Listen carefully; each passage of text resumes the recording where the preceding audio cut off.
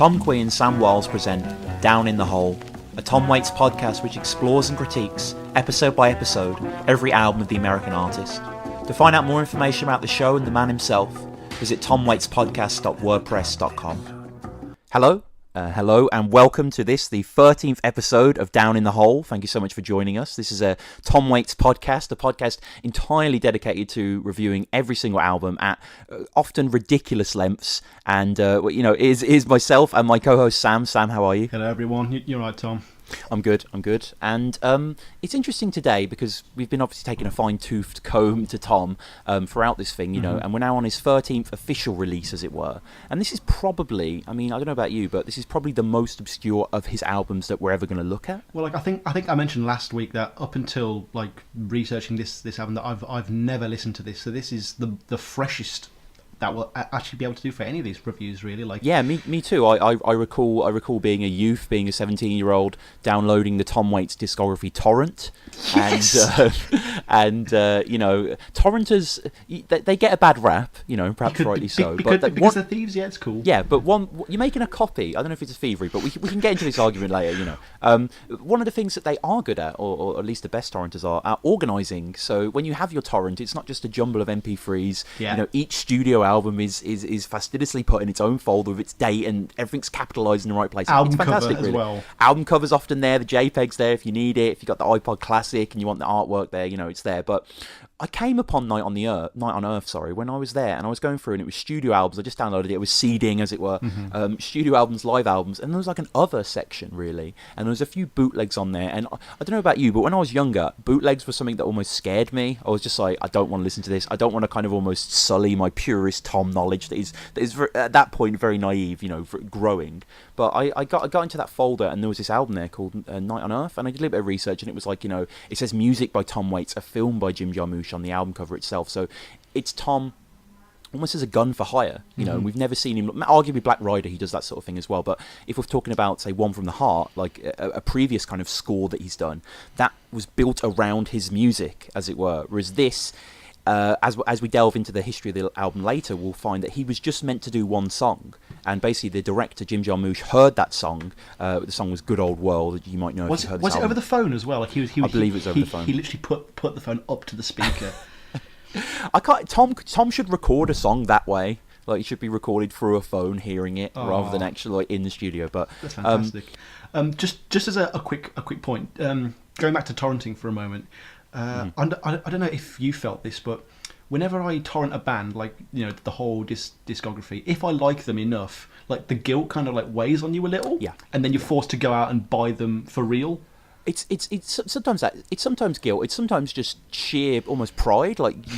You love this music. You know what I mean? Yeah. It's really wormed its way into you. And there is a little bit of I owe them the money, but it's more just the gesture. Mm-hmm. It's more kind of and the fact that you own it as well. So, and you get that physical, tangible copy. Yeah, and you get that little booklet with CDs that sometimes has cool stuff in it and sometimes doesn't. The thing is with that though is I had quite a lot of Tom Waits CDs. I'm more of a Tom Waits vinyl man now. Yeah. And I was at university and we're at this party and this guy was in my room. And he was like, who's this Tom Waits? And I said, you may know him from that song "Little Drop of Poison" from Shrek 2, which he did, and that is the most generic Tom Waits reference that you can get out there. Mm-hmm. And I lent him "Bad as Me," "Mule Variations," "Swordfish Trombones," and "Closing Time," all on CD. Damn. Wow. Still yet to get them back. I don't remember his name. I don't know where he lives. All I have left now is the booklet from "Bad as Me," and I have it pinned to my board. I'm never losing it again. Well, just before we jump into Night on Earth, please find him if anyone can Yeah. Right. If anyone knows someone who has that weird arrangement of Tom Waits CDs, you can probably track them down that way. But just before we jump into the analysis and discussion of the episode, I just want to do a quick few shout-outs, a few emails, etc. By the way, you can, of course, as ever, get in contact with us at TomWaitsPodcast. That's on the Twitter. TomWaitsPodcast@gmail.com, which is our email. We're going to read out a few emails just shortly. We also have a blog, TomWaitsPodcast.wordpress.com. We try and kind of post an article on the week that the show isn't coming out, as it were. So this is a fortnightly show, in case you didn't know. It comes out every every sort of second Thursday, as it were. But every other week, between those Thursdays, we like to kind of, me and Sam, and occasionally friends of ours as well, will write sort of just blog posts about Tom. We can't get enough of Tom. And the most recent post was written by myself, just kind of a brief listicle more than a deeper analysis. But it's a list of all the references to scarecrows that Tom Waits makes, including, there's a song on this album actually that he makes one of those. But if you want to check that out, it's TomWaitsPodcast.wordpress.com. And just prior to the emails, I just want to say, and I'm sure Sam wants to echo this as well, Caught on the Wire. Oh my God. Which is an amazing podcast, Sam. The amazing podcast.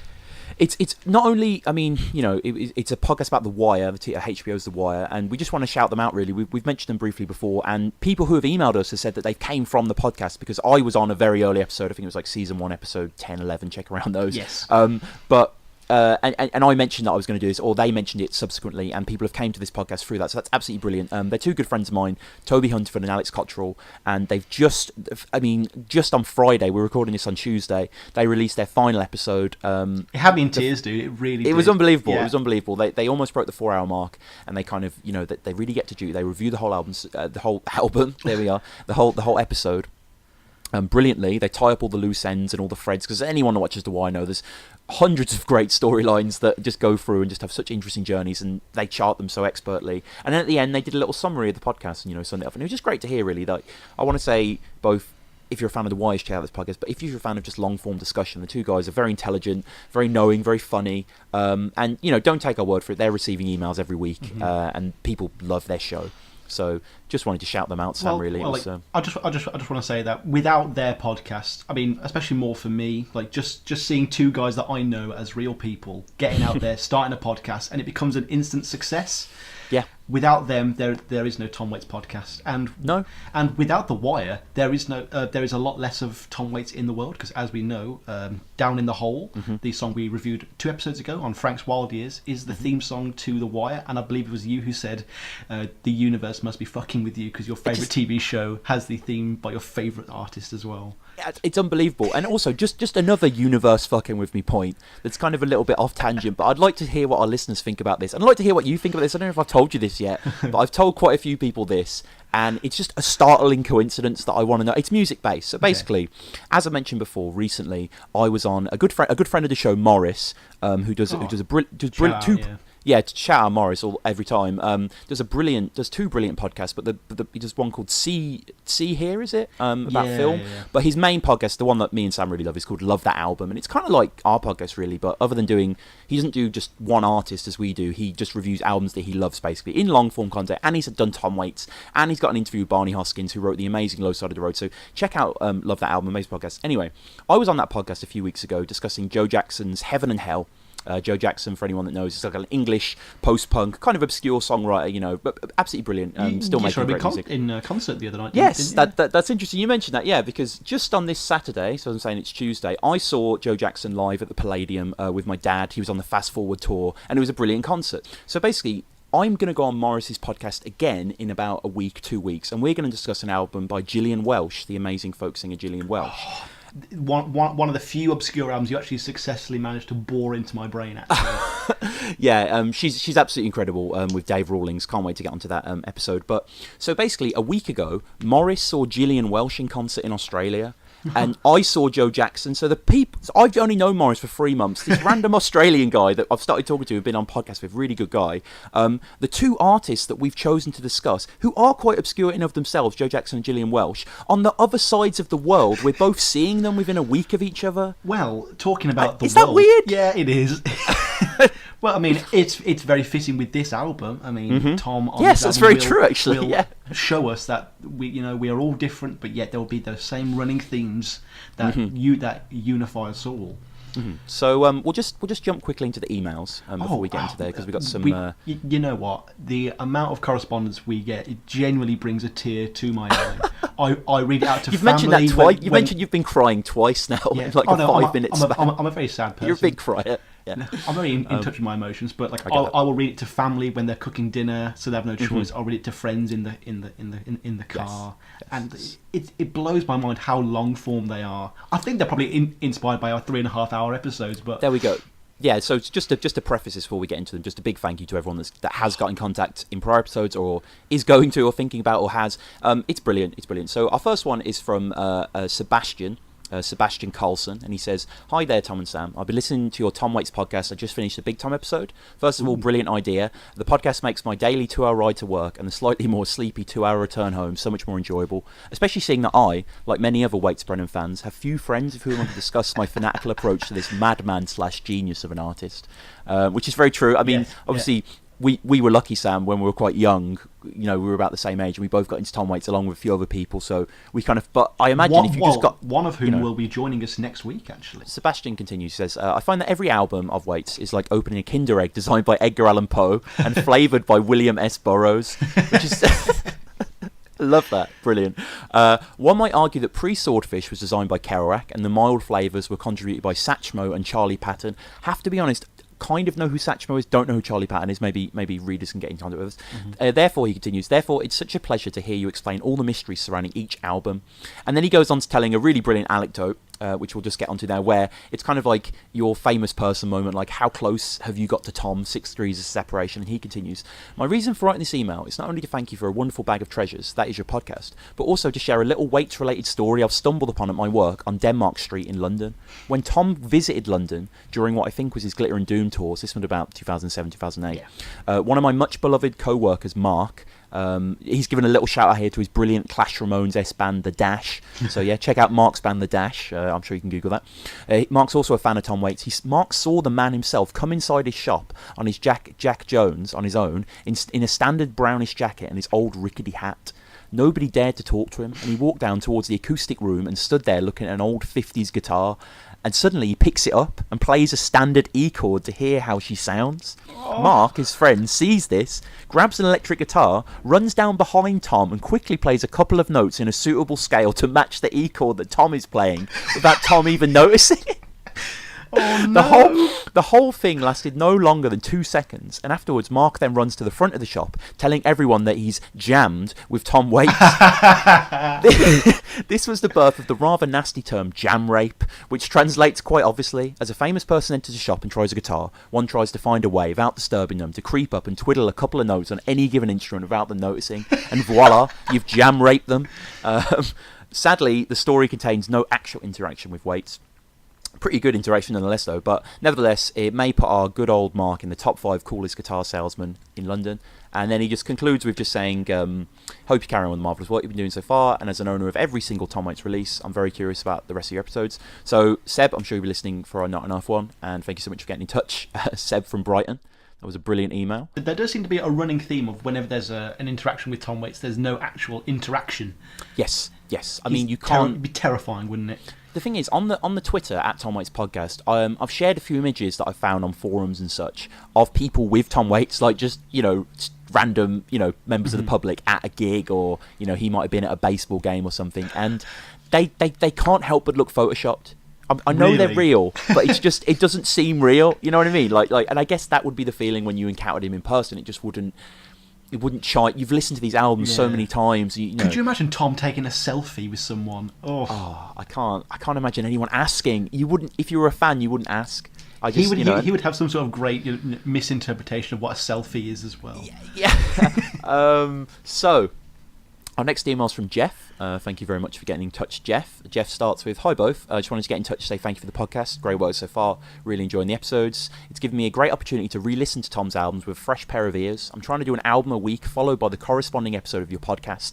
He says that he's a bit behind. He just listened to our Blue Valentine podcast. Okay. So I believe that puts him episode 5, 6. So yeah, he is a little bit behind considering we're on number 13. We also have a bonus episode as well. So there's 14 to, that's on YouTube. Just search Tom Waits podcast bonus episode. So Jeff, I really like the time capsule thing to begin with. And he goes on, "What's interesting is, going back to the albums that I'm less familiar with for whatever reason, so far that will be Foreign Affairs, and coming up will be Heart Attack and Vine and One from the Heart. Given Foreign Affairs a listen for the first time in a few good years was surprising. It was much better than I remembered." I agree. Same, yeah, I like Foreign Affairs a lot. It gets a bit of slack.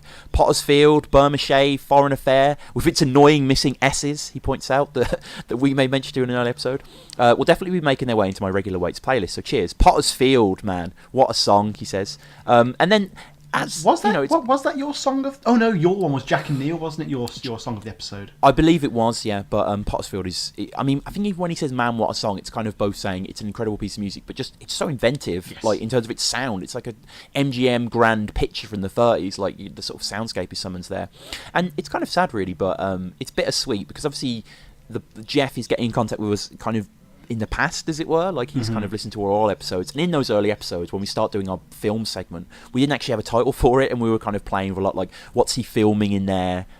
Such a screen. Such a screen. I've asked a lot of people, and they did prefer that one. Yeah.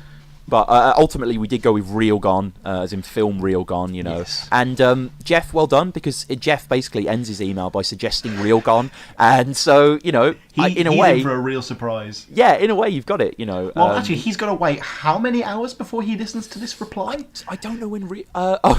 yeah, quite a while, actually. A day? Couple of He's got to months. listen to us for a solid day. And Jeff finishes well. Thanks again for your work. Can't wait for the Mule Variation episode. It was the first album of his that I got into, and it holds a special place in my heart.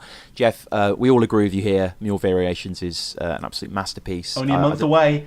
Cannot wait to dig into that. So thank you so much, Jeff. And we just want to get onto our final correspondence, which is a bit crazy. First. Yeah, this is. I mean, if you listen to this podcast, you've heard, you know, we love to read out emails from people, and it's brilliant. Please get in contact. TomWaitsPodcast@gmail.com.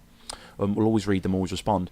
But what happened last week is kind of a new for the podcast. And the podcast was recognised by, you know, without blowing... Hang on. Why was it done on Twitter? Is it like on every Friday people have to shout out something they like? Yeah. So basically, this is us telling our story about how I would consider this guy a celebrity. I guess I would consider him, and definitely for a lot. He's definitely a celebrity.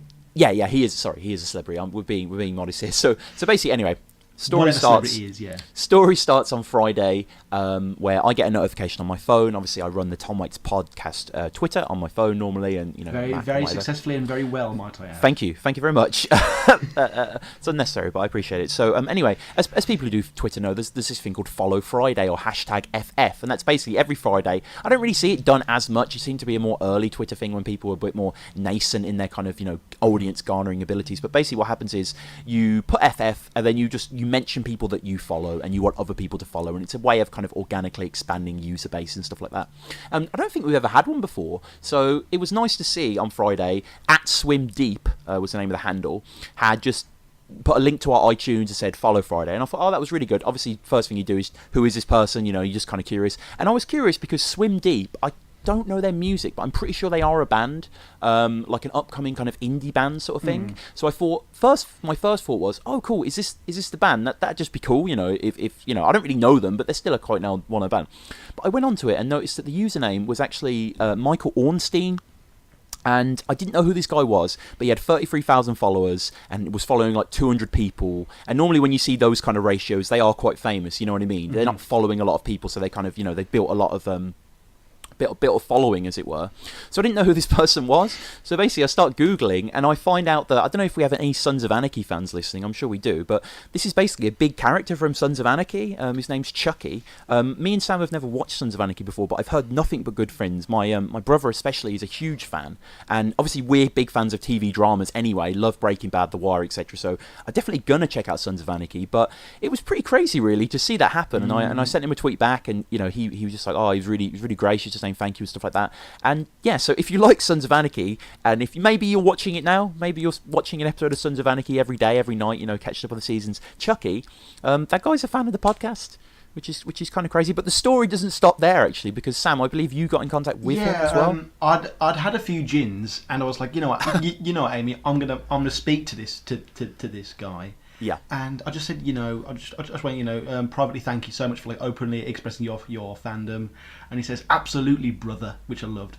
And then I just said, look, we're going to give you a little shout out tomorrow. This was literally last night. Do you have any like favorite albums or songs? And then, you know, I was expecting, you know, like, you know, he's probably a busy guy. He's also a very prolific painter with a very sort of visually arresting style. Like, he's a great painter, yeah. Brilliant painter. And I was like, you know, oh, you know, he's a busy guy. You know, he might, you know, like on Reddit when they might get someone else to actually do their most of their online correspondence for them. This though, I woke up this morning to, you know, a Bayeux Tapestry length, you know, Odyssey. Yeah. And he just puts, Here's my history with Tom Waits. I paint to his music all the time. Grew up singing his songs on the bus stop with my pal Ken when we were kids. And then he puts a link to his friend's YouTube page, Ken Rubes. Check that out. Yeah, and he also, so just to say briefly, he puts a link to his painting page as well, doesn't he? Which is monkeylanguage.com, which is a great URL. But yeah, if you want to hear this guy's painting, but sorry, Sam, continue.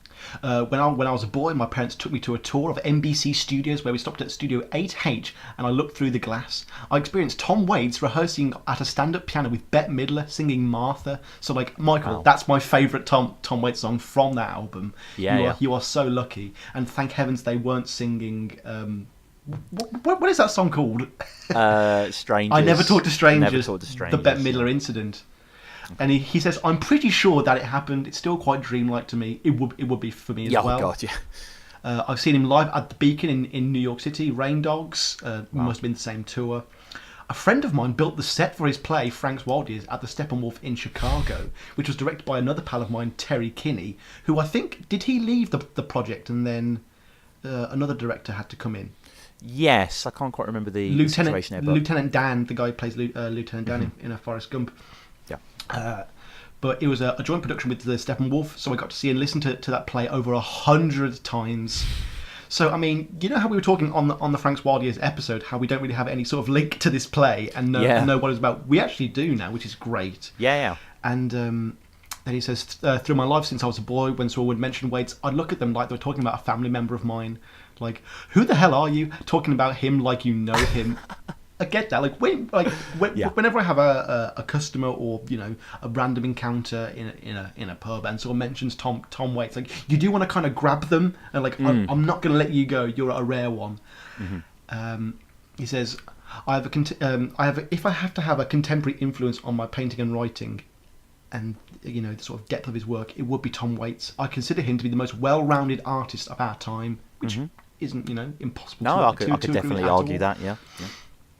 So as far as being a Waits fan, I'm pure as anyone can be, but not in a fan sort of way. And I don't think Tom really has any sort of fans who like mob him. No. In fact, Michael actually was at a lunch table at a delicatessen at the foot of Beechwood Canyon in LA, and he was actually right next to Tom in the other booth while he was eating with Chucky Weiss, no less. And he was absolutely blown away by that. He says, I didn't even turn around to speak to him because I didn't want to interrupt or embarrass him. I'm not that kind of guy. See, Mike, I would have not done that. I would have seized that opportunity because you never know when it's going to happen again. Obviously, we're in England, so it would be even rarer for us to have that happen. Like, I just need to ask him about the lack of apostrophes in his work. I just need to know. To me, he is a person who creates serious art of all disciplines that I happen to have a groove with deeply and personally. That's what he means to me. The connection through all his work. What I love about him most is how he keeps his personal life to himself, and that he creates his wife and his son with his drummer. I love that. As far as choosing one song or album, it's all one long story to me. The closest I could get is that to recommend the experience of listening to Hell Broke Loose, New Year's Eve. It's a transcendent journey and like a film. It's like a painting, a song and a novel all into one. Hell Broke Loose is actually a song that I've not got much love for. I know our friend Danny, again, who will be on the podcast with us next week, that's his favourite song off the Bad As Me album. Really? Yeah, well, it's the only one with a music video. Oh no, Satisfaction had a music video Satisfaction, as well. But he just puts Tom Waits is like experiencing beautiful weather, and that's a great little thing, and he just signs it off there. Thank you so much for that email. Like, just getting in contact with us, like, incredible. It really does. It does reinforce what we're doing a lot, and it is just great to see people doing what we've always wanted when we started this podcast. Is just to hear people's experiences with Tom, and this is the closest. This is the closest we've gotten so far. Well, I think after we've teased that for quite a while, we should maybe just jump into Night on Earth, Sam. This album, to me, I thought I was going to hate it. I thought I was going to be looking back at One From The Heart with a real kind of fondness, because One From The Heart, like Foreign Affairs, was it surprised me how much I liked it. You love the instrumental montage. Little Boy Blue was great. A lot of people have a lot of love for Broken Bicycles. Beg Your Pardon, quite like. Beg Your Pardon was nice as well. Stuck with me, yeah. But the difference between that soundtrack album for the film of the same name, and this one is that Tom was very much, as we said, he was deeply involved in the process of making of One from the Heart. He had his own studio in Zoetrope Studios, obviously, which bombed terribly and is now closed. But also, there's only one or two instrumentals on that, and it really does. It's more of a Tom Waits album. It uses his voice. And I'm not saying that I do not like his instrumental works. We have raved probably too long about Closing Time, Midtown, and Dave the Butcher. But I do listen to his music for his voice, Of course. But this is an album that, again, I thought I was going to hate and didn't like it at first. I was like, oh, okay. There's a lot of repetition. There's a lot of recurring themes. Like a proper soundtrack should. But then you come across the odd, like Beatrice's song, for example. Yes. And the opening track is it's a great way to jump into it. And I wouldn't say I'm blown away, but it's a very nice stepping stone from what we know of the Frank Swaldier's Eastern influence Tom into the much rockier, heavy guitar focused sound. This is the baby of Bone Machine and the daddy of Big Time. You know what I mean? There's never a point in Tom Waits' career where you go, how has he gotten to this point? If you go back and do the research, you can always see these little jumps, the breadcrumbs. I think this album, just for Waits, is a good testament to his expanding capabilities as a musician and songwriter. There is some new stuff on here. I would say that it's maybe not as experimental as the Frank years. Neither does it have the cold aggression of Bone Machine. It is kind of in that standing water between, like you say. There is a sense of progression there. But I think before we just dig into the tracks, it's maybe just doing a little bit contextual analysis, because as we were saying on Big Time in the previous episode, Big Time is the kind of the finale of Frank, as it were. It's the last time Waits ever mentions Frank and his Frank character, his Frank persona. There's still a lot of elements of the Frank music that persists throughout the rest of his career. But since that Big Time release, he hadn't released a new album for 5 years when this came out. This came out in April 1992. You'd be absolutely starving for another album, wouldn't you? You would, and it'd be interesting. It'd be like, because this guy's just had an unbelievable rebirth in the 80s, and this is his first music in 1992. And I mean, so many people look through the prism, and I'm not as qualified music critic to do this, but always, the early 90s is always that grunge era, that era of kind of recanting on the kind of verbose histrionics of 80s hair metal and pop, and kind of pushing it to a more kind of... but Tom had already kind of abandoned that anyway from Swordfish, so there's totally. Yeah, there's no really weird jarring jump into the 90s. People are actually catching up with him now. Yeah, and I would argue that, definitely, I would argue that a lot of grungy elements come to a head in Bone Machine, such as Going Out West, that has a definite from to it. But yes, this is a soundtrack for Jim Jarmusch's film, and Jim Jarmusch, it's like, you make these films, he's obsessed with vignettes, isn't he? This guy, he's done Coffee and Cigarettes, we discussed on a previous episode, which is a series of short films. There's Mystery Train as well, which is another series of short films. Which also features Tom in a very minor cameo. Very minor role, yeah. And then there's this film, which basically takes place in taxicabs around the world.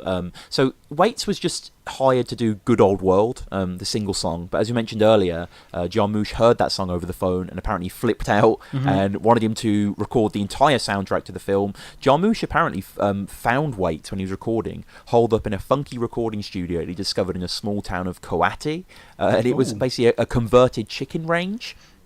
And Waits was there with Biff Dawes engineering and Francis Fum on the keyboard and co-arranger, who is a key figure. If you want to hear more about him, check out our Swordfish episode. We go into great depth about his influence on Tom's music. But since the Frank's years, he's been there with Tom, helping him kind of push in this new direction. And the band's interesting. The band working on this is mostly the one. If you were to listen to Night on Earth and to what's the main instrument that stands out, it is guitar, and we have an extra guitarist. Tom is on guitar as well, but there's Joe Gore, who has never played with Tom before. Obviously, previously we've had people like Fred Tackett and Mark Ribot, but this is another great Tom Waits name as well. Joe Gore. Joe Gore, yeah. Matt Brubeck is a cellist. We have Carl Cipronirowitz. Sorry if I'm messing that up. That's on bass. And accordionist Joseph Brickman.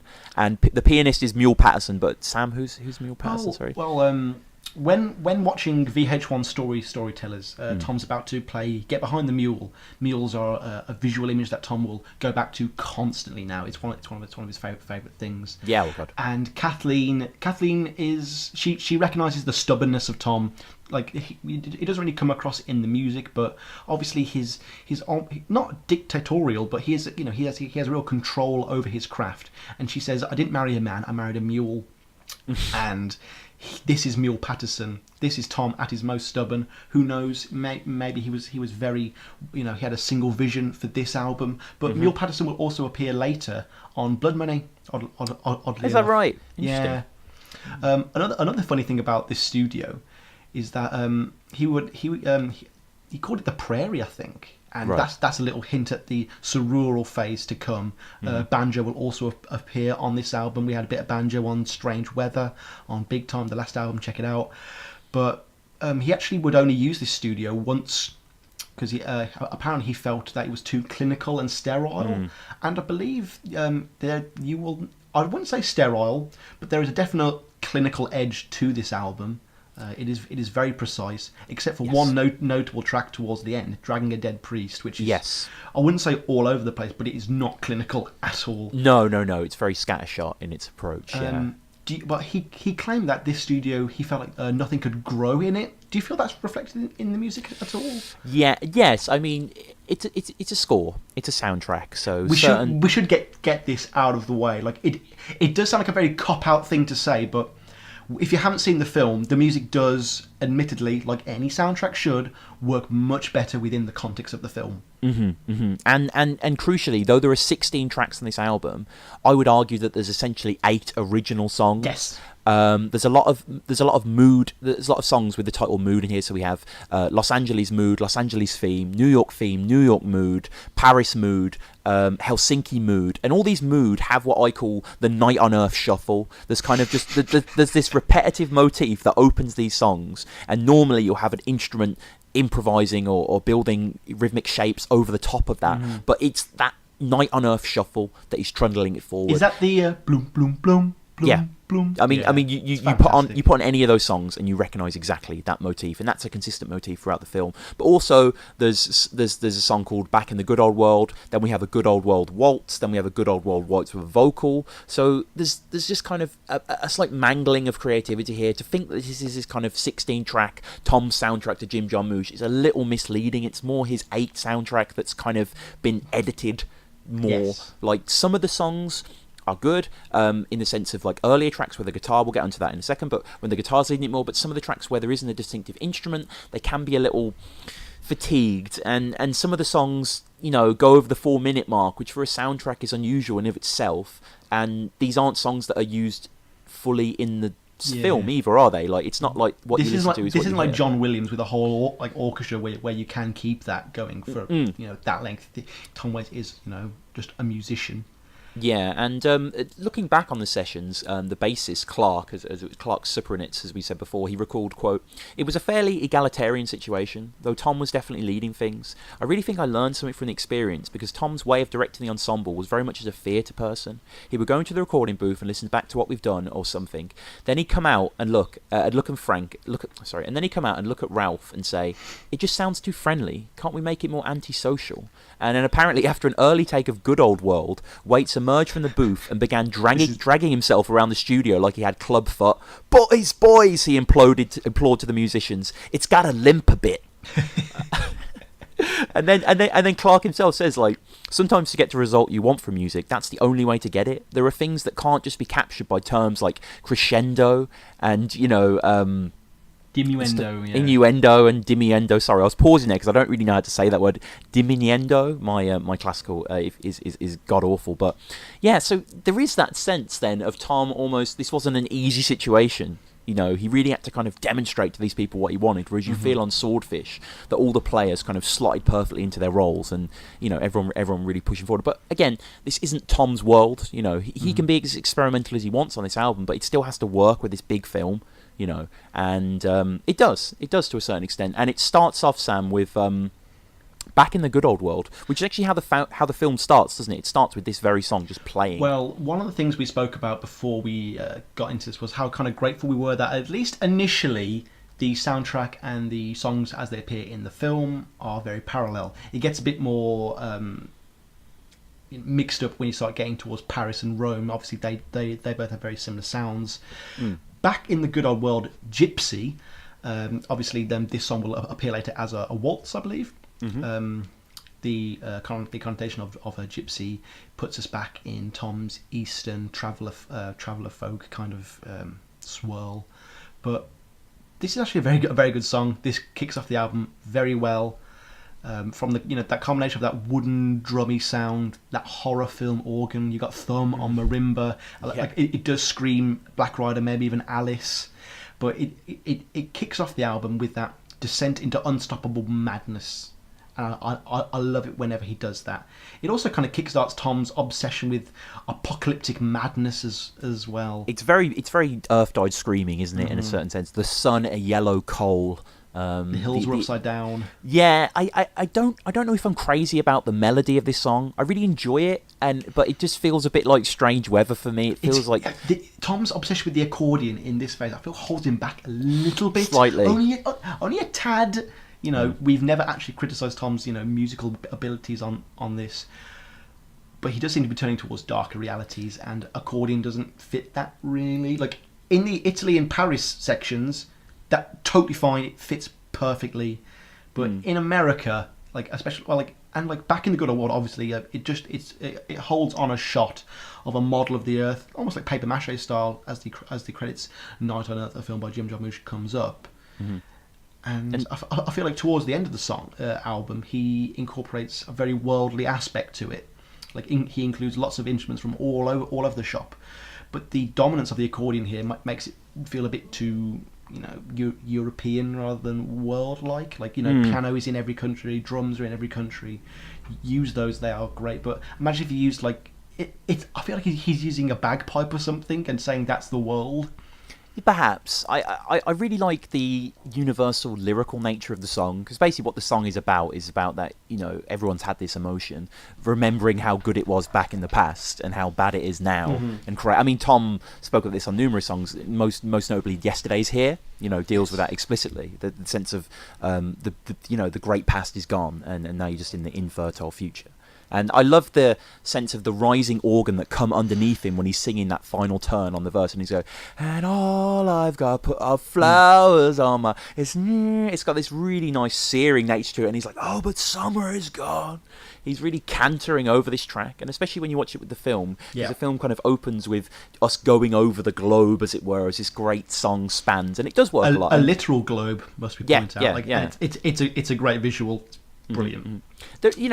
There isn't too much missing from this track. It's perhaps not like the most memorable Waits song that he's ever done. It doesn't quite have that something else there. Like maybe it would have been new in a Swordfish era when the song kind of collapses on itself among the horns. It's not a surprising track, no. No, there's nothing surprising about it, no. But I mean, I really like Float My Chances on the Tide as well. That's a really nice kind of just like Tom-ism that kind of, again, nautical. Think back to Shiv Me Timbers, this guy's obsessed with the sea and escape. Yeah. Shore Leave, it's all over there, Singapore. He sings really distinctly in this song as well. It's quite an accessible Tom to listen to, isn't it? It's not quite. I think this is when Tom realises that he's quite scary as a man. This is a comfortable niche he'll find himself in the future, and he's not going to sugarcoat the subject matter of the film, and he doesn't make the world seem like a friendly place to be in at all, really, which is something that obviously he did brilliantly on Rain Dogs. He creates these vistas that you don't want to be in, but you don't want to leave either. This is also his catchiest and most conventional track on the album that we're going to get, and we've talked to death. I mention it every episode how we talk about Tom Waits' opening album tracks, but this is a great track. If you had all the songs on shuffle, it really wouldn't work. But this is a great song to ease us in with something a bit more traditional, something we're a bit more familiar with, and then we're just going to get. It's 16 tracks total, so we're going to have 15 instrumentals on this. It's pretty heavy. We also, I do like how we get a bit of the bony sound from Bone Machine, that sort of... Yeah, there's kind of like a growly clomp. It just sort of ends with a boom, like a sort of just an end. And then we go into LA Mood brackets Chromium Descent. Which I've got to say, this song works really well on the film. This is one of my favourite songs. This is basically the Night on Earth shuffle as we know it, but there's this really tense, interesting electric guitar all over this thing. Like, it's effectively like a really drawn out solo, but it plays so well with the juxtaposition of notes, because it starts off carving these sort of these kind of triads, these kind of power chords, this kind of grungy, familiar, distorted kind of gruff, and then the beauty of the guitar, as anyone who played guitar knows, you can get over the fretboard in the second flat, so you can go from the bottom note of the E string to the top, to the 24th fret of the, the B string, like that. You go, you can just go wherever you want. And this is what the song does. It's so tense. It just pulls out that really sharp note that kind of stings in your ear, and you can tell that he's barely got his fingers on the fretboard. The amp's doing all the work for him. It's got that lovely push and rush. Like, I hope that's Joe Gore on there, but it wouldn't surprise me if it was Waits. Waits has played guitar on quite a few tracks that have surprised me. There's not many. I bet my life that it's Joe Gore, just because it's nothing like we've ever heard anything. It is true, and it's something I'd expect to hear either. No, this is quite a surprise. Whereas Good Old World was a bit. This is something Tom's not done before. Letting a goddamn electric guitar on there. You know what I mean? This isn't Mark Ribot with his clinky clink or Fred Tackett with his little squelches. This is just a sort of a lead guitar player sounded like in the early 90s, and it works really well. Well, two things about the guitar. Like, I just love how he feels like he's stretching that guitar to its limits, and the feedback manipulation is great. That's something he's never really done in. It just it's very aggressive in its audacity. You know what I mean? Like, it flies across the soundscape, across from your left ear to your right if you're listening into stereo, which you should. And then I also just like the choice of that instrument to reflect Los Angeles.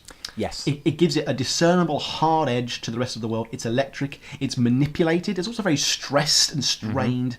And it's also quite inconsistent as well. Those very laboured strings burst in and out at random intervals that never seem like... Well, no, I shouldn't say random. Like, it is thought out, but it does come in and come out, and there's not a lot of consistency to the entire track. No, I mean, it's worth stressing that these are instrumentals, but they're not... it's not Closing Time or Another Sucker on the Vine. They aren't kind of crafted to take place in albums. He hasn't yet gone on to Knife Chase. So it's not got that sense of cohesive completeness. I'll give you that. And it is a Chromium... Sorry, it says Chromium Dissensions rather than Chromium Descent, but the same kind of idea. It's exploratory, it's improvisational, even though it does kind of have a shape that makes sense. But for me, it's just that the searing difference in the fretboard that Joe Gore gets out, and it goes into the another film, because most of the songs of this album are paired. So there's 2 LA songs, 2 New York songs, etc., etc. So the third track is Los Angeles Theme, and this is Another Private Dick. I really like this one, actually. I have to say, Sam. Yes. I mean, if I had to... just got to get this out of the way. This is one of the best riffs Tom's come up with in a while. Right, yeah. Yeah, it's kind of a 1960s street noir kind of Batman kind of, Adam West almost. This is the most obvious bracketed subtitle for any of these songs. Yeah. This is a really late night naughty track compared to the last one. And I think especially with the harsh electric guitar on the last one, it has to be pointed out that Tom sung about LA a lot in his life. He lived there for much of his life. Yeah. But this is not the LA that he grew up in now. It's almost like he's come back to LA and he's shocked at it. And then we get that sax in the start, which pairs perfectly with the Private Eye Dick and the groovy noir feel. Is something that Waits has also been dabbling in for years, though this time it's a much more instantaneously dangerous than kind of the murky hidden dangers of Foreign Affairs. But getting back to that riff, it's fucking mucky and thick, and it hits you with this dirt that makes you grunt with I grunted with satisfaction. Yes, yeah, and it's then a great rock song. It is. It's very rocky. Yeah, it's very kind of bar rock. And Tom goes from that da-na-na-na-na to that I can't even explain. In the bridge, it's just a sense of notes pulling up. I just it sounds so soft on the fretboard. Again, it sounds like the effects and the gain are just propping it up. There's a lovely, and then when the song builds and builds and builds, and then you just get and it stops, and you get 2, 3, 4, and then it just goes back in. It's brilliant. You swoop. to me, the band seems to be getting drunker and looser as the song progresses. Like that they really have been playing all night. The sax starts to slur, and like it's almost like Tom tries to get the band, like he tries to wake them up again, like hearing old Mules shout 2, 3, 4, and like it just gets the it gets the clickety clack back on. It's funny you mentioned that, actually, because at the end there's like the bass like slurs on purpose, doesn't it? It puts weird notes together, and it does feel a little intoxicated. Yeah. One last thing, do you hear the strings in the backing of this? Yes. That they scratch terrifyingly. Like this is Tom's, like, I don't want to say dreadful, but it's his album most full of dread. It is, and there's a beautiful weave of horns above and beyond the music, sort of chiming out, and there's some nice diatonic excursions. Do you think the accordion fit? Do you think the accordion fits here? Yeah. Yeah, I think Tom maybe is a little bit too trigger friendly, trigger happy on the old accordion. I'm glad it's not Bill Schimmel's like very Eastern European accordion, though. This does feel like it's a bit more controlled. Yes, it does. It feels plentiful, but also apt. Whereas the New York theme is quite scarce, which is the fourth track, Sam. This is, a lot of the songs on this where we have the backing and then we have the instrument, we said. So the last two LA songs we've had guitar, and in this song we have piano. And though he's back on piano, yes. It's a very Waitsy kind of predictable jam. There is a little bit of guitar in it, I should say, but it's more unplugged, so you can't really hear it. But it's again doing that, but doing it at a slightly slower pace, so it's slightly less menacing. But this is a piano song. It's more of a relaxed piece, isn't it? In the context of the film, this isn't one that you notice, really. No. Well, like, imagine being Jim Jarmusch here, right? You do not have to ask Tom if he's able to write a song about New York at this point in his career. He can do this with his hands tied behind his back. But it's interesting that, the links and the sort of relationships between the songs, they're very much like inbred cousins. Going back to Tom's sort of rural phase, maybe it's very appropriate. Yep. But I think, especially, as we're going to see later with the Paris and Helsinki themes, that Tom does start to create a root link between these vastly different cultures in the world with minor variations. He kind of points out that, indeed we are all the same at heart and all these wonderful, peaceful, loving things. And these new bits do emerge, and then I didn't expect this to happen, but then he'll always bring it back, and you always do feel like you are within one world. This does have a very montagey feel that Midtown kind of had. Yeah. Tom has a great ability to make me think of fast-paced, well-edited shots of New York. Almost all of Tom's songs also have this kind of like contrast in them. And, again, he's making the big city have this allure and danger at the same time. How do you pronounce the basis on this? I don't want to butcher it. Yeah, no, this will be my third time butchering it, but Clark's Separodits or something. Yeah. There's Tom, when he makes music about cities, he has that great sense of travelling, and the bass in this really keeps it moving forward. He has that sort of jazzy, seductive groove. Ralph Carney's sax again has that exact same travelling feel. Like I don't want to kind of make this akin to Straight to the Top, but it does have that. This is more of the same New York than LA on this album. Like LA's definitely changed for Tom. Tom's still kind of around New York at this point, and they're also like you did mention it. I do love the little cameo from the guitar just towards the end as well. Yeah, and as oddly, Tom's playing with symmetry here as well, because we have the first song, Back in the Good World, then we have LA Mood, LA Theme, but then we have New York Theme, New York Mood. So we have kind of two themes in a row, and then moods on the outer edge, as it were. And I think that the New York Mood, new haircut and a busted lip, which is very similar to Bad Liver and a Broken Heart. Yeah, yes, it is actually. This is probably the least satisfying, I would say. There's not really much going on in this one. I haven't got many notes on it. No, it just doesn't possess any individuality. It's almost like this is the backing track to which all the other ones, the LA themes and the New York ones, have kind of played on top of. It just doesn't have that kind of satisfying individuality to it. There's not. If you do listen to this song, this is one of Tom Waits' most skippable tracks, I would say.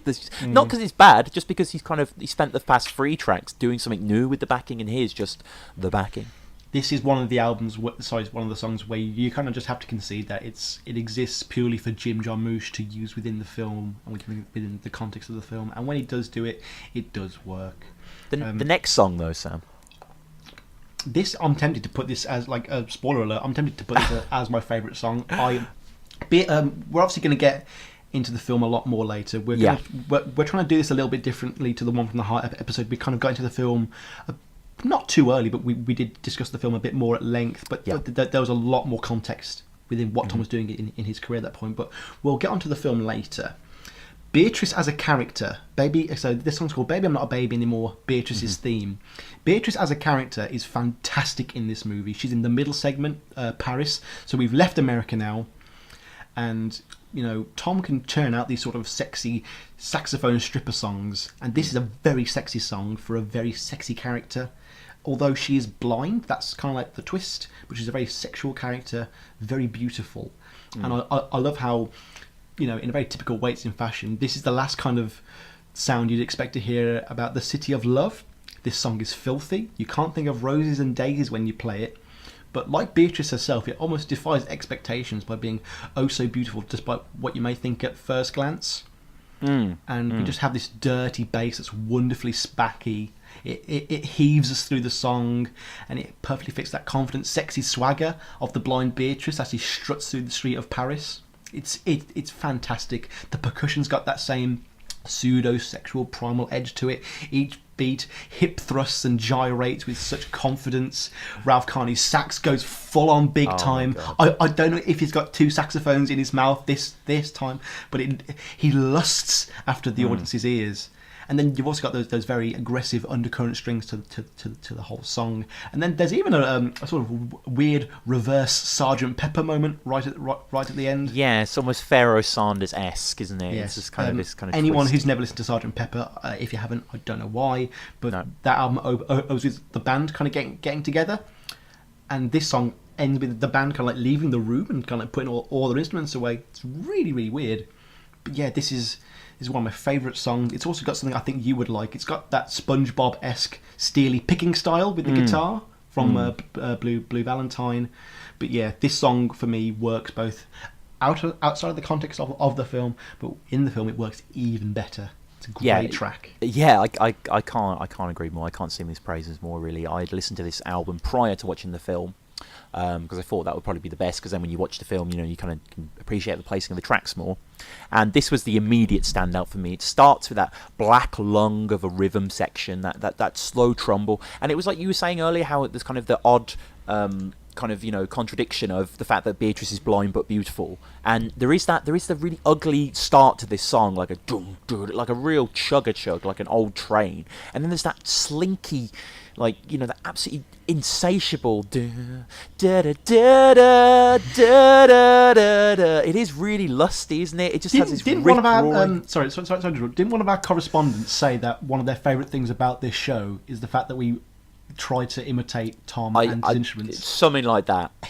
You know, I hate you know, repeating praise. So you know, and there's just a genuine build-up in this song. And as you were saying before with the guitar, there is this like little sinewy guitar, just kind of almost peeking out the eaves, putting in little bits of melody where it can, but it's the kind of it's Carney saying that there's kind of leading the way on this song, but just the way it builds up, it's very classy, you know, and it's not too long either, and I love the burble of the sax at times as well. It's both a lead instrument, it's happy to just kind of like stew there. And I love the end as well, as you mentioned, the Sgt. Pepper kind of collision. It's a brief track as well. I'm just checking now. It's woefully brief. Under 2 minutes, 1 minute 58. Yeah, but it is a fantastic number. It's just that singable quality. Like, you know, when I was younger, I used to be a really big Guns N' Roses fan, and I still am. But one of the reasons that I was because I loved Slash's solos, and I realised quite early on that I loved his guitar solos because they were very singable, they were very lyrical. Like, you know, you could sort of, I can hum you the Sweet Child of Mine or Don't Damn Me solo or 14 Years because they're brilliant, they're really well built. And there's something similar to this. It's the fact that I could earlier just imitate that was testament to how catchy this song is, how brilliant that lead is. It's searing, it's so well done. I mean, Tom is not the star of this song, and I don't think he minds. You know, this is a beautiful, beautiful number that if you haven't listened to Light on Earth and maybe just listen to this, then definitely seek that song out, Baby I'm Not a Baby Anymore by Tom Waits. It's I mean, stupidly good. Enrico Morricone has recently done the soundtrack for The Hateful Eight, a film that we've spoken about, and both loved this year. Good. I remember you sent me a message. You didn't know whether to say it was the best film of 2015 or 16 because of American studios' horrible release dates. But Tarantino got the guy to write the score, and he's like 85 now.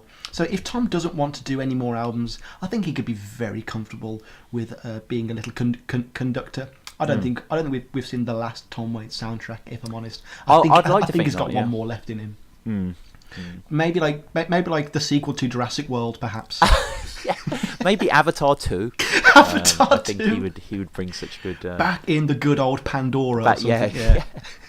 Yeah. So talking of back in the good old world, actually, we go on to the next song, which is, I believe it's just an instrumental version of the good old world, isn't it? The waltz. The waltz. So it's a slightly different version to the vocal version that we heard at the start, but not that different, really.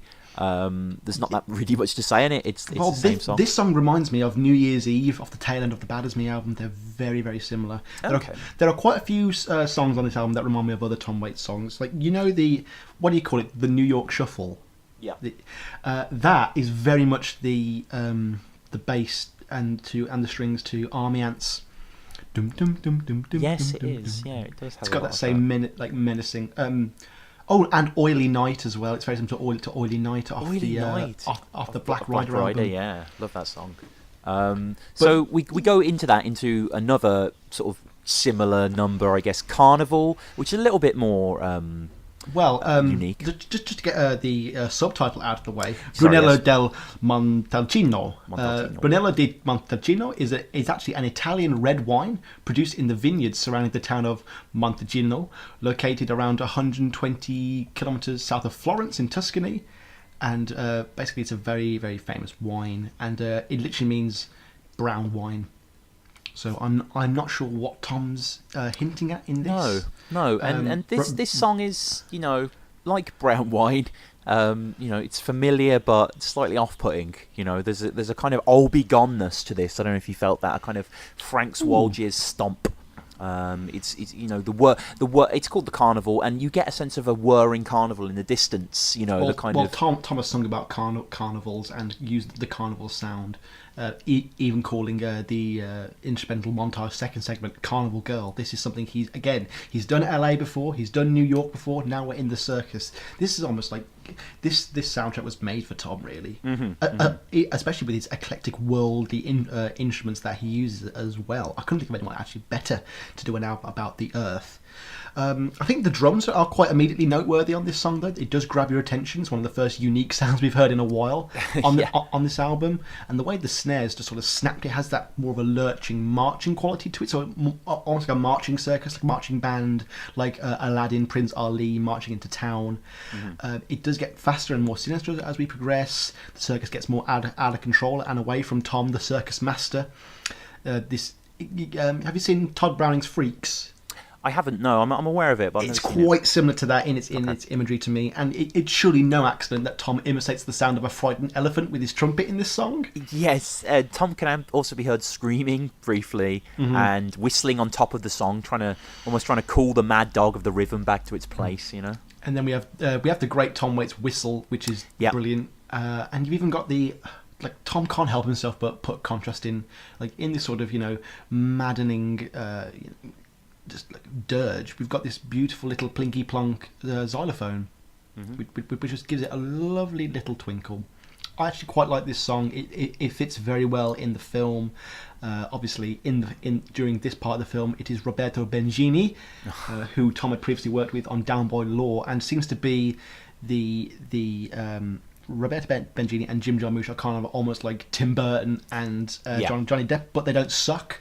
I have to anyone that knows Robert Benigni knows how good he is. He's just absolutely brilliant, isn't he? He's such a remarkable actor. We have one bit of contention about one of his films. Tom Waits Podcast fans, down in the hole fans, at Tom Waits Podcast on the Twitter. Sam doesn't like Life is Beautiful, the amazing Roberto Benigni film. It was right. It was right. So, you know, no worries. We'll move on. And then the problem is moving on in this album means just encountering the same song. So after Carnival, we have On the Other Side of the Road, which is already heard. We have On the Other Side of the Road. This is a vocal track. This is the middle vocal track to wake you up.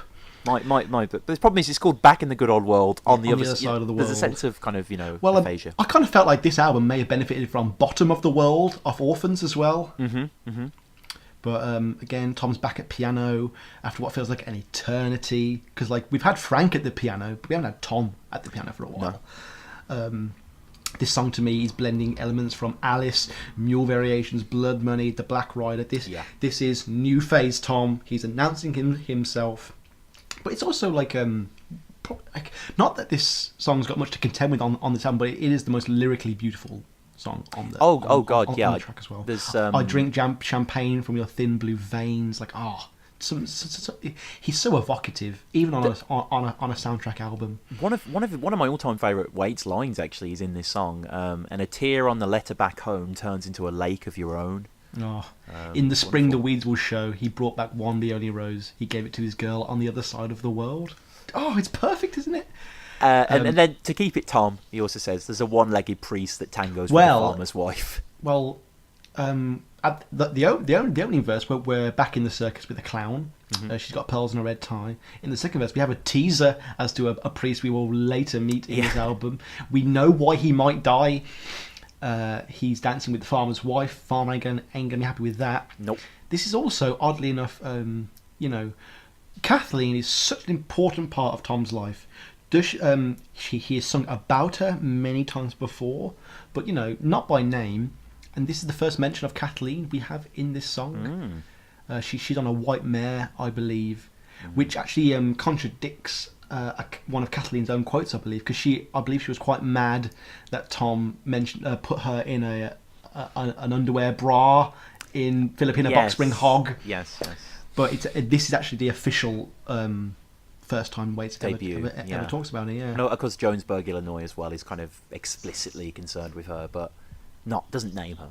Yeah. Tom's also getting increasingly attached to his banjo here. We've also got some lovely Blood Money clarinet.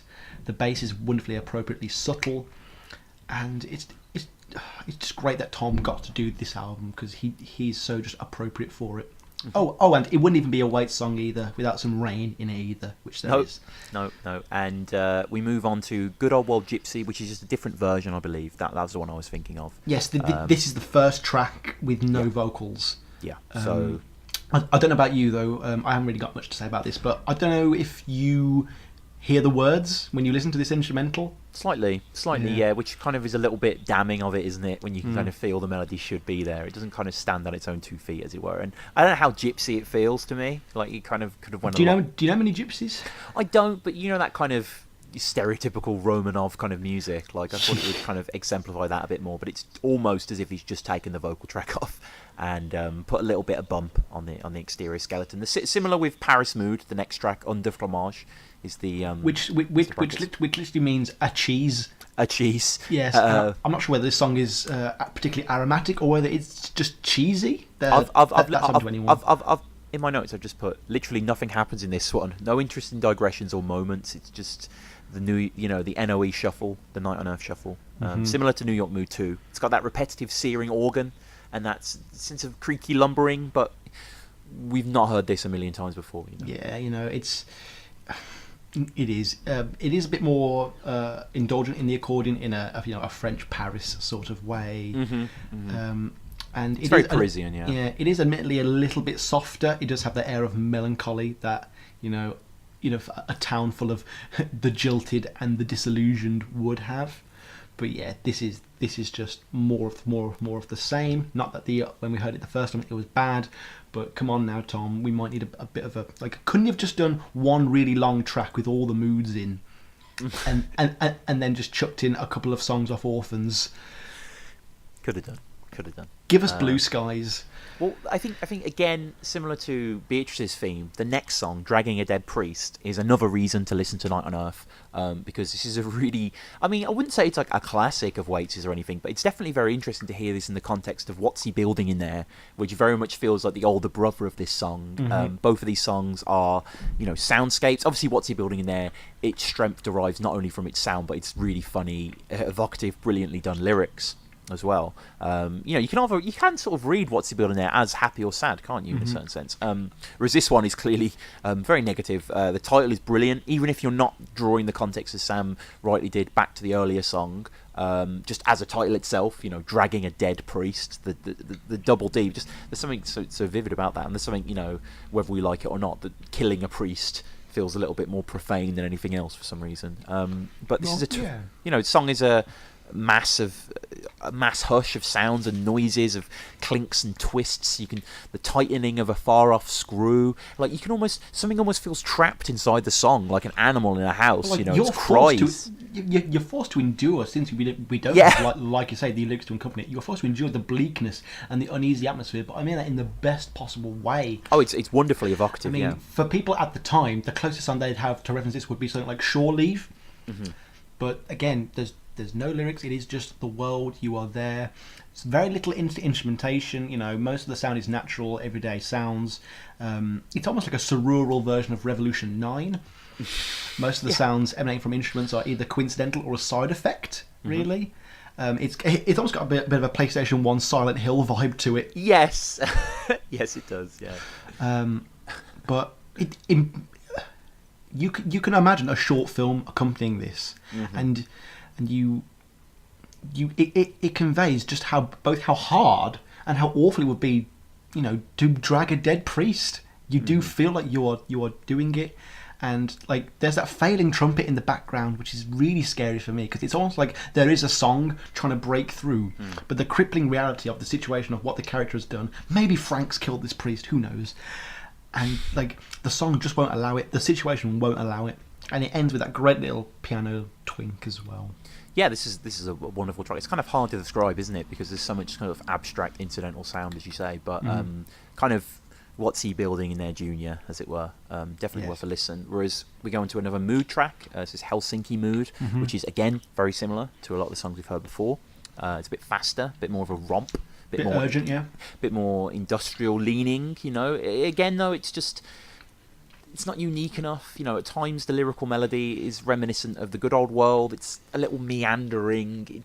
It's definitely not even the strongest of its kind of Mood brothers, The Los Angeles one will always be the strongest, I think. Los Angeles one is the best. Just because you heard it first. No, just because it's the best as well, though. Like with the guitar, I think the guitar just does way more interesting stuff than a lot of the other ones. Carnival Bob's Confession, which is this is great. I love this song. Yeah, this is a good one, actually. It's got a wheeze and a pump to it. Yep. The album's rearing its ugly head here. It shares its roots with the earlier song Carnival, and it has a good Frank's Wild Years vibe to it, which I never thought I'd say.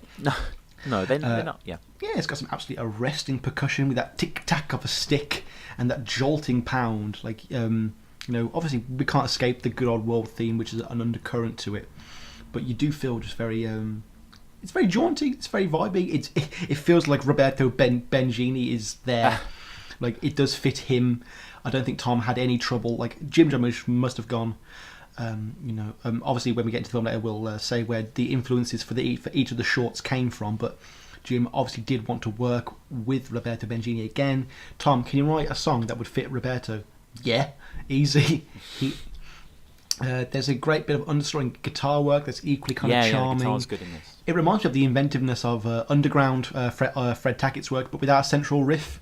Yeah, I agree. I think the guitar is really interesting here as well. It's kind of... it's going on and off the strings and mimicking them at times, and then kind of aping them and doing other stuff as well, echoing their tracks. It's not necessarily the most memorable song again, but great title. Great last bit of original music, really, because unfortunately the last two songs, which is another version of Good Old Waltz, and then an instrumental version of the other vocal track on the other side of the world. They're what close the album. So there isn't too much original music on here. I mean, well. Just 3 quick points. Every song on this album ends like a song on Orphans Bastards. Just right, boom, yeah, like that, with that dead end. There's no sort of lazy Rain Dogs fade outs on this. Good Old World Waltz kind of makes you think back to Straight to the Top or Innocent When You Dream, and the Good Old World Waltz it does succeed, I think, purely just in the fact that the only thing that changes is Tom's delivery of the vocals, and it turns it into a completely different song.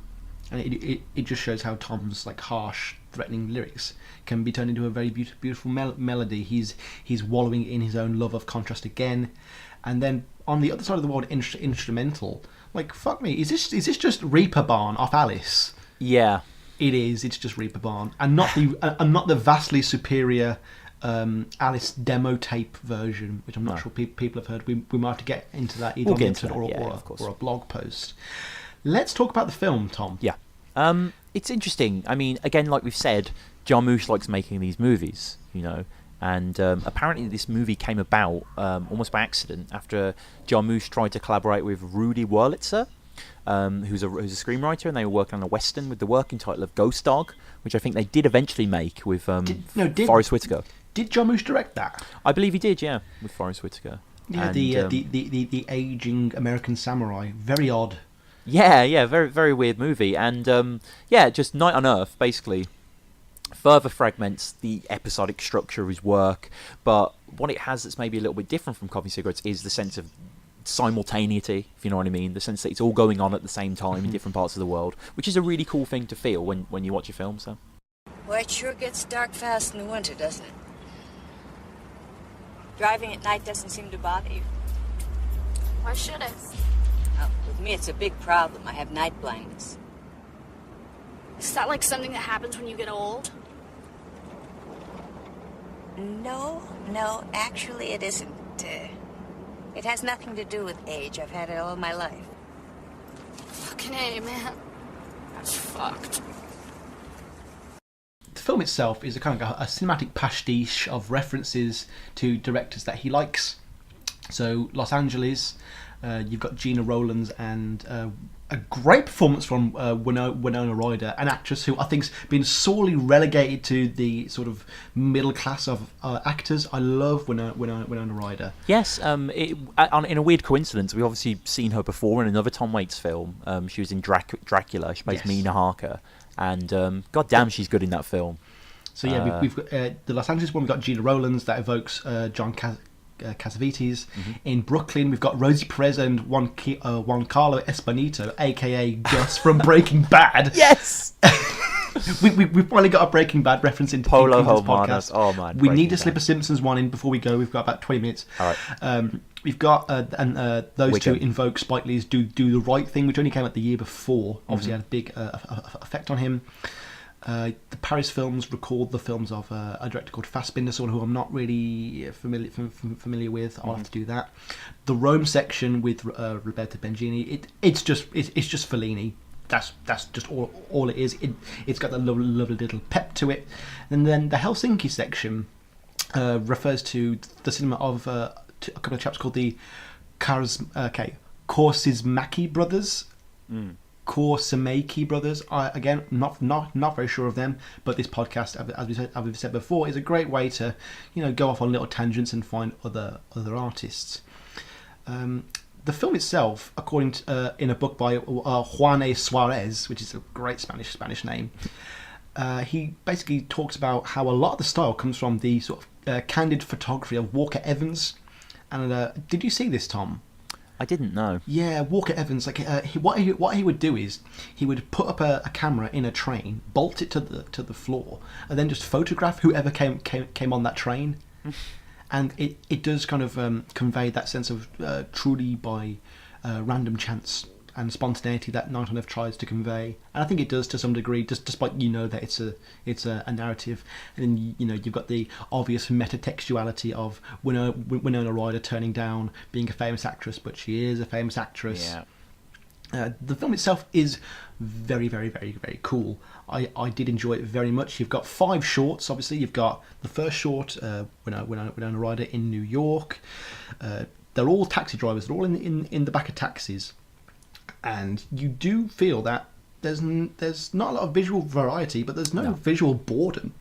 No, it's very stylish. It's very well composed, and like every time we cut to a different segment, you do get city shots as well, which is nice. Nice establishing shots, and there's just a real sense of he's pulling on that old sort of, we're all the same, but we're all different. Mm-hmm. Like, it's not a series of short films like Paris Je t'aime or New York Stories, or perhaps even something a bit more interwoven like Love Actually. It is just a series of vignettes. I said it correctly that time. There you go. During what's pretty much just character transits, presumably from one more important scene to another in another movie. Yes. Do we know if Winona Ryder's life picks up? Do we know if the lads in Helsinki got another job? Did Helmut the Clown learn how to drive and get back to New York? These are all great things that are left up to the audience with that sort of lovely episodic nature. Now, one of the other influences on this film apparently was a film called Wavelength by Michael Snow, who did a very similar thing. He set up a camera and just let it go, and he just let it film over the course of a week, and it's just a long shot of 4 windows inside a building. And I actually took it upon me to watch this very experimental short. It's about 45 minutes long, and it's just people. Okay, so the first 10 minutes is just people listening to the Beatles on a record, and then it kind of goes a bit acid trippy, and it's just 4 minutes of this is one synth note, and it builds and builds and builds, and you realise that, fuck me, this movie is literally just this incidental window, and it does, and that incidentality that it just shows how coincidence can be kind of just be created, really. And Jim Jarmusch does he'll never achieve true spontaneity with a script, but the things that we see on screen do feel kind of random. Like Juan Carlo, he bumps into Helmut the Clown. They're both characters. It works, but overall, it does feel very real. These characters do feel real. They seem to touch upon small details. I didn't like the black guy can't get a cab in New York thing. I think that's a bit of a trope that's been done to death. But besides that, it felt very real. I did like this film. I'm glad he didn't use black and white again. But yeah, Tom is all over this film. The songs come in and out perfectly. We don't really hear a lot of the songs in full. No. It's not.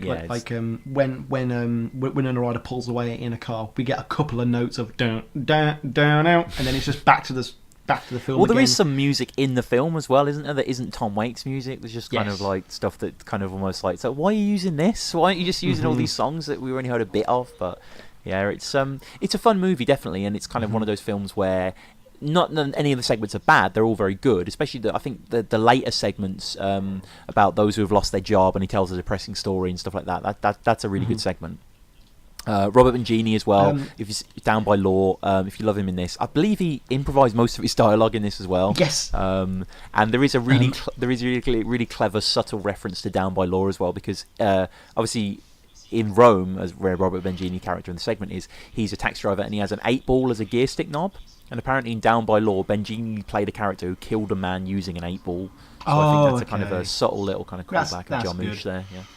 The best standout one, as I mentioned before, is the middle segment in Paris. It's spoken all in French, which I always appreciate. Tarantino did a similar thing in Inglourious Bastards. I hate it when other people from other countries speak in English just for our sake. Like, just read the subtitles, you lazy asshole. And he's another. The actor in the Paris segment is also in Coffee and Cigarettes in one of the shorts, and I can't remember his name, but he's a brilliant actor. And he meets Beatrice. And just their chat together feels so real. Like, he says things like, "Oh, sorry, I didn't want to like upset you. I just don't know any blind people." Like, that's a phrase we've all heard before. Maybe not blind, but like asking an awkward question about an awkward situation. And the character of Beatrice is so feisty. She's great. Like, he asks her, "What is sex like when you're blind?" And she says, "I love with my whole body, whereas you just love with your eyes." And like, Jarmusch wrote the whole script in 8 days, and it's full of these little. Like, a lot of it feels very personal to Jarmusch himself, but again, like how it feels very Tom Waits, but feels like the whole world. These very much feel like issues Jarmusch has himself, but they're issues that anyone could have. It's really great. Before we draw it to a close, though, Jarmusch actually interviewed Tom Waits in a magazine called Straight No Chaser in 1992. The interview opens up with So you have a harmonium, right? That was in the studio, and Tom just says, I have several. He talks about Mule. He says, tell me about the drummer you use on the Night of Earth School. And Tom says, Mule Person. And Jim's like, how did you meet Mule? Well, for a man who's not bathed his entire life, studio work with him has started to become a problem, and people just won't play with him. He's the first drummer I've seen who shows up with no instruments and says, what do you got? What do you got? Well, yeah, there we go. That was Night on Earth. Yeah, great film, great soundtrack album as well. Good soundtrack album, great film. I'd say. I don't think it's a standout. I preferred the album to the film, if I'm honest. Like, I don't think anything's going to top Down by Law. Jim Jarmusch, please just make straight narratives. You own the short. You own short collections now. Please give us something like Down by Law again. It was so off kilter and weirdly paced. Just perfect. One of those, where just the direction and the characters and the storyline and the actors and it's got Tom Waits. Relationship between John Lurie, Robert Rangini, and Tom Waits is just outstanding. But yeah, that's us. I mean, I realise that of late our big time episode and our current episode, our Night on Earth episode, have been quite short. But we're trying to kind of keep the length down because we know that upcoming episodes such as Bone Machine, Mule Variations, pretty much anything after Mule Variations really, Onward, Orphans, Bad as Me, Alice, etc. We're going to chat at length. It's heavy shit, yeah. Yeah, we're going to really sort of go into depth. And there hasn't really been that much context for Night on Earth and stuff like that. But this has still been really fun. And we're really excited now to jump into Bone Machine. And as Sam has mentioned before in the episode, we do have a good friend of ours, Danny O'Gorman, Controverse, joining us, which is our first ever guest on the podcast. Pretty exciting. Yeah. He's also the guy who drew our fantastic thumbnail. He has also set up our Redbubble account. Yes. We actually sell merch now. We've fully sold out. We work for the big man. And you can get mugs, t-shirts. He's always making new designs for us. He loves drawing weights. Mm-hmm. And it's I believe you've got one of the I have, yeah. I bought one myself just to see what the quality would be like. A Down in the Hole mug with just kind of the Down in the Hole sort of title on it, a white mug, black letters on it. It's fantastic, and I would urge people to get them. I think they're like £8 or something. I don't know what that works out into international rates, but there's all on there on the website. So if you just go on redbubble.com and you search Down in the Hole or Tom Waits mug or something, it'll come up. You'll find it, and it's just to support the bandwidth and stuff like that. We're not kind of doing it for any gain. It'd be amazing if someone bought one. It would, because the only one we sold so far is through me. Yeah. So another thing people can do is every episode me and Tom talk about our favourite song. Oh, of course, yes. I completely forgot there, yeah. Yes, and we've made we had one person get in contact with us on the Twitter because they couldn't find it. If you go on Spotify right now and you type in the Tom Waits Podcast playlist or Tom Waits Podcast playlist or just Tom Waits Podcast, I don't think there are any others out there. No. And you can find our collection. I choose a song, Tom will choose a song. So we've got 2 songs from Closing Time through to 2 songs from Big Time, and hopefully by the end of this experience, at the end of this podcast, you will have the perfect selection of songs to get anyone into Tom Waits, really. Tom, what's your favourite song off this album? Favourite song, seeing as you bagseed effectively Beatrice's theme. Bagseed, to any sort of non-English folk out there, that means just stolen. Shotgunned, I guess. Shotgunned, yeah. Reserved. Beatrice's theme earlier. I'm probably going to have to go with Los Angeles Mood, which is the first one, the shorter one. It's just that high-pitched steering guitar. When I first listened to this track, the first couple of times, it was tense. I was excited. The hairs on my arms were standing up. There's just something quite allurious and espionage-like about this song. It was very sleuthy. So that's probably my favourite. And your Sam, we already know, don't we? I think my favourite song is going to be Carnival. No, of course it's not. It's Beatrice's theme. This is actually one that I will put on a regular playlist of mine. Speaking of playlists, though, have you listened to Beautiful Maladies, one of his first post Swordfish compilation albums? I have not, no. Came out just after Bone Machine. And it actually has a track from Night on Earth on it, which kind of solidifies it as an official release for me. And it is back in the good old world.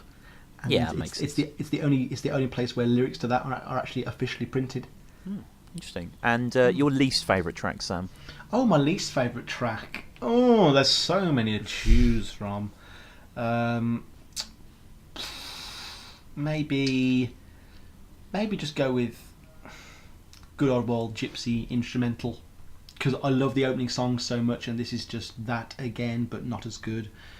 I don't actually dislike any of the songs on this album. It's just like an apathy, really, isn't it? Yeah. There's nothing actively bad. I'd probably have to go with New York Mood, New Haircut and a Busted Lip, which is the one we mentioned that kind of feels almost like a backing, the one you barely had notes for. Purely because it's quite auxiliary to proceedings. But anyway, that wraps us up quite succinctly. And we'll be back in 2 weeks for Bone Machine, which I really can't wait. And again, we're joined by my friend Danny. But as ever, I've been Tom Quee. Thanks for listening. Sam, you've been Sam, I think? I think I have, yeah. Okay. Well, Great episode, Tom. Great episode. 14 out. 2 weeks. And please, just before we go, if you want to get in contact with us at all, that's TomWaitsPodcast@gmail.com or at TomWaitsPodcast at Twitter. It's at TomWaitsPodcast, or one word, at Twitter. Always posting loads of stuff on there, so it'd be great to see you on there and hear from you. Thank you so much Thank you so much for listening, guys, and we'll see you soon. Ta-ra. The biggest drawback to making these things really work is yourself. You really have to face your own inability to go forward. I think in stories and in songs, you get a little scared sometimes, or you're uninhibited, or you're nervous or worried, or you don't want to go too far from home. And just like when you're a kid, you know, how far. I used to fly a kite. I would get the kite till it was this big in the sky. I had thousands and thousands of feet of string until the kite would disappear.